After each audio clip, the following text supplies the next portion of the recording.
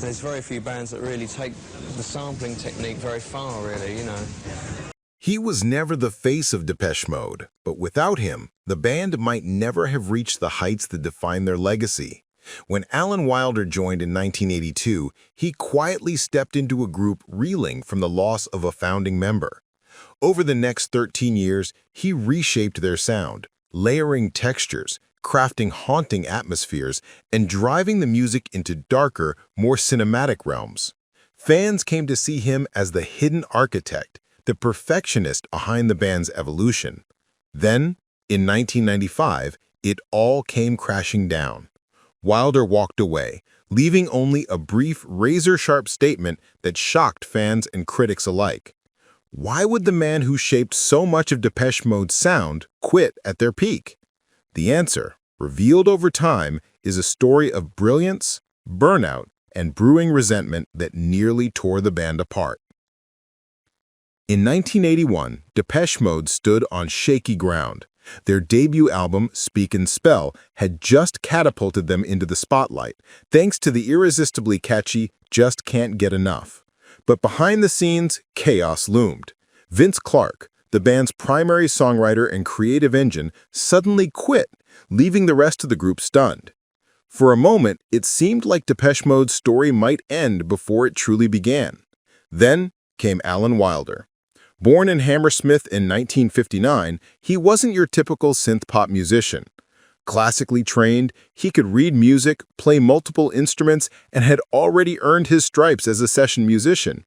When he auditioned for Depeche Mode in 1982, he didn't just blend in, he raised the bar. At first, Wilder was brought on as a touring member, a temporary fix for the CU tour, but his talent quickly became undeniable. His precision, discipline, and ear for detail filled the creative gap left by Clarke's departure. By the time A Broken Frame dropped later that year, Wilder's fingerprints were all over it, adding depth, mood, and a sense of direction that hinted at the darker, more cinematic sound to come. Fans picked up on the shift immediately. The shiny synth pop of Speak and Spell gave way to something more layered and emotional. Tracks like Leave in Silence and The Sun and Rainfall revealed a new side of Depeche Mode, brooding, mature, and full of atmosphere. While Martin Gore took over songwriting duties, it was Wilder's arrangements and production instincts that gave the songs their power. From the start, it was clear. Alan Wilder wasn't just replacing Vince Clarke, he was reinventing Depeche Mode's identity. But with greater influence came heavier expectations, and beneath the creative highs, the first cracks in the band's foundation were beginning to show. Once Alan Wilder found his footing in Depeche Mode, everything changed. He wasn't just another keyboard player, he was an architect, sculpting sound with precision and vision. His touch turned the band's music from catchy synth-pop into something darker, deeper, and unmistakably cinematic. You can hear his influence all over Construction Time Again, 1983, where metallic percussion and industrial samples replaced simple pop hooks. Everything Counts didn't just sound different, it felt different. It was bold, serious, and experimental, marking the moment Depeche Mode stopped chasing trends and started defining them. That pressure would come to a head during Songs of Faith and Devotion, the album that captured Depeche Mode at both their creative peak and their emotional breaking point. It was the start of the band's most turbulent chapter, and for Alan Wilder, the beginning of the end. When Depeche Mode began recording Songs of Faith and Devotion in the early 90s, they were on top of the world, but teetering on the edge of collapse. Alan Wilder walked into the studio ready to craft something extraordinary. Instead, he found chaos. Dave Gons was deep in heroin addiction, often missing sessions or showing up too strung out to sing. Martin Gore was drinking heavily, his creativity clouded by self-destruction. Andy Fletcher struggled with anxiety and depression, frequently stepping away from the band altogether. Through it all, Wilder kept the machine running.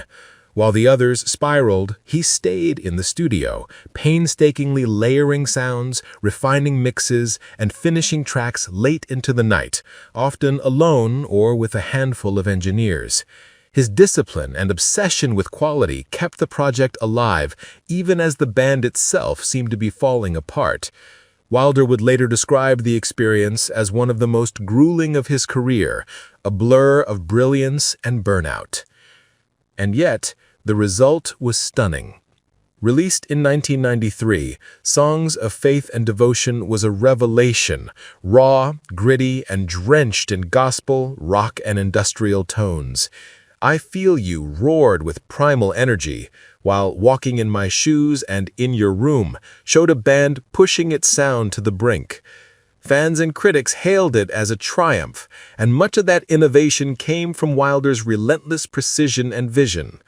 The album debuted at #1 in both the UK and the US, solidifying Depeche Mode's place among the world's biggest bands. But behind the scenes, success came at a devastating price. The Devotional Tour and its extended Exotic Tour became notorious for excess and dysfunction. Gon's drug use spiraled out of control, Gore's drinking worsened, and Andy Fletcher suffered a breakdown that forced him to leave the tour. Wilder held it together on stage, delivering flawless performances night after night, but inside he was breaking down, exhausted, alienated, unseen. To the outside world, Depeche Mode looked unstoppable, an electronic band that had conquered rock's biggest stages. But for Alan Wilder, the dream was unraveling. By the time the tour ended in 1994, he was completely drained. The tension, the imbalance, the endless grind, it had all reached a breaking point. The only question left was when he'd finally walk away. By the end of the Songs of Faith and Devotion tour in 1994, Alan Wilder was completely spent. For 2 relentless years, he'd lived at the center of what he later called a traveling circus of chaos. Dave Gahan was deep in addiction, often needing medical help just to make it on stage. Martin Gore was lost in heavy drinking, drifting in and out of control. Andy Fletcher battled depression, disappearing for long stretches. And yet somehow, night after night, Depeche Mode still filled arenas, projecting an image of power and precision that hid just how broken things had become. Behind that facade, Alan was running on fumes. He was the one rehearsing, performing, and holding the shows together while everything else unraveled. But instead of appreciation, he felt indifference. In interviews after leaving, Wilder admitted that what hurt most wasn't just the workload, it was the silence. His effort, his discipline, his obsession with getting it right, none of it seemed to matter. The headlines went to the chaos, not the craftsmanship. The Devotional and Exotic tours would later be described as the most debauched tours in rock history. And for Wilder, they marked the breaking point. Every night became a test of endurance, keeping the band tight while his bandmates spiraled further out of control. He had always been the perfectionist, the architect, the quiet professional behind the curtain. But by 1995, that role had become unbearable. In June of that year, Wilder released a short, sharp statement announcing his departure from Depeche Mode. In it, he wrote that his role within the band, both musically and in decision-making, was never fully appreciated. It was a calm but cutting goodbye, confirmation of what fans had long suspected. Alan Wilder had been the band's hidden backbone, and now he was gone. The reaction was instant. Fans flooded message boards and fan clubs with disbelief. Many feared Depeche Mode couldn't survive without him, that the precision, texture, and drama of their sound would vanish. To them, his exit wasn't just a lineup change, it was the end of an era. For Alan, walking away was both heartbreaking and necessary. He didn't leave because he stopped caring. He left because he cared too much, and it was destroying him. What came next would finally pull back the curtain even further. Alan Wilder, at last, speaking openly about why he left and what life inside Depeche Mode had really been like. When Alan Wilder left Depeche Mode in June 1995, his farewell was brief but unmistakably pointed. He thanked the fans, praised the band's success, and wished them well, but one line said it all. His role within the band, both musically and in decision-making, was never fully appreciated. For someone as measured and private as Wilder, it was a quiet thunderclap, a restrained but unmistakable rebuke. In the years that followed, he opened up about what those words really meant. His time in Depeche Mode had left him utterly drained, not just from the endless studio hours, but from feeling perpetually overlooked. Martin Gore, as the songwriter, was hailed as the creative genius. Dave Gann, as the frontman, got the spotlight. Andy Fletcher managed the business side but contributed little musically. And Alan, the one meticulously crafting arrangements, shaping production, and pushing their sound into cinematic brilliance, often felt like the invisible man. He later described his years in the band as a roller coaster of brilliance and frustration. The pride was real. Albums like Black Celebration, Violator, and Songs of Faith and Devotion were towering achievements he helped bring to life, but the frustration ran deep. Even during the band's lowest points, when addiction and chaos nearly tore them apart, Wilder said he was treated more like an employee than an equal. Fans, however, saw the truth. They rallied behind him, calling him the unsung hero, the perfectionist who turned Martin Gore's raw demos into the lush, haunting soundscapes that defined Depeche Mode's golden years. Wilder never bragged, but he admitted it moved him to see fans recognize what he had poured into the music. To many, his departure marked the end of the band's most inspired era. Still, Alan made it clear he didn't leave out of bitterness. Walking away, he said, was the only way to save himself. Staying would have consumed him completely.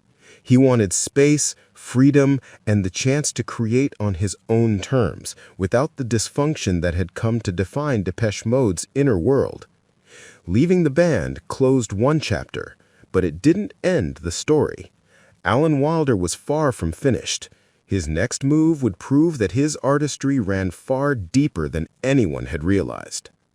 When Alan Wilder left Depeche Mode in 1995, many expected him to disappear quietly from the spotlight.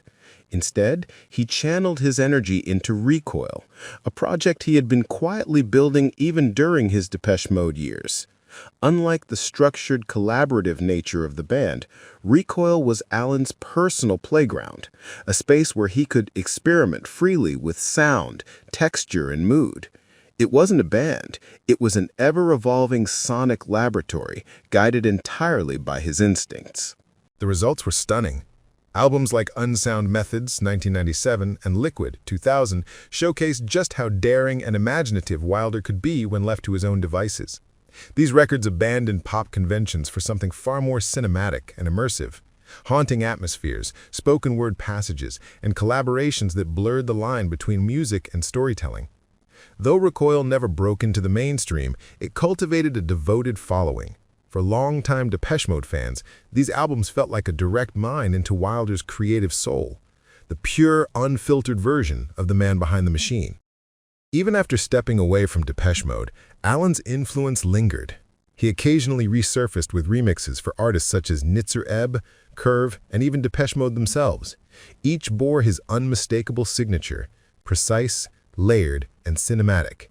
His fingerprints were still on the music world, even if he was working from the shadows. Then came a moment no one saw coming. In 2010, during a charity concert at London's Royal Albert Hall, Wilder walked on stage with Depeche Mode for a single, unforgettable performance of Somebody with Martin Gore. The crowd erupted. It was brief, emotional, and deeply symbolic, a flash of reconciliation after years apart. Wilder later admitted it was moving to reconnect, though he made it clear it wasn't a sign of return. In the years since, Wilder has spoken with clarity and calm about his life after Depeche Mode.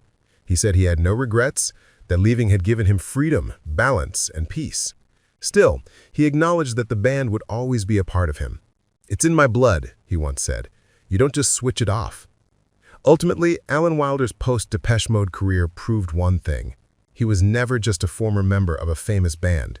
He was an artist, driven, fearless, and uncompromising in his pursuit of sound. Yet for fans, one question still lingers.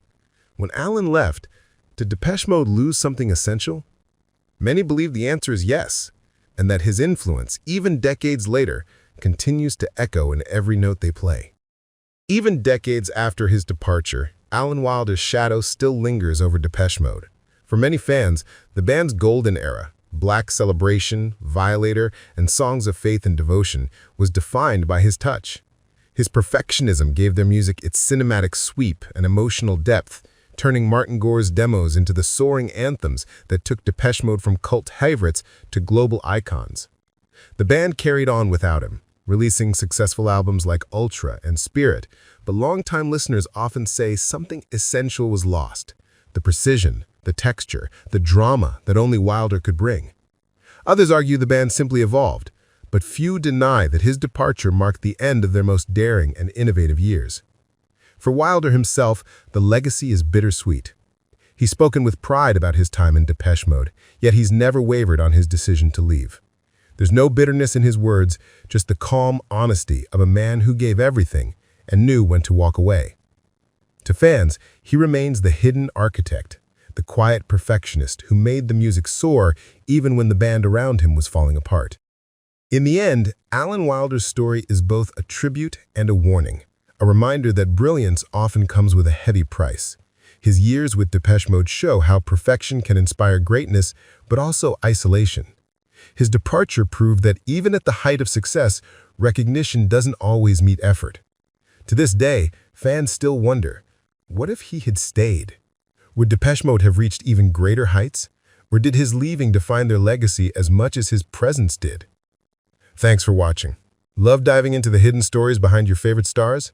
Hit that like button, drop your thoughts in the comments, and subscribe to Retro Celeb Talk, because the past never sounded this exciting.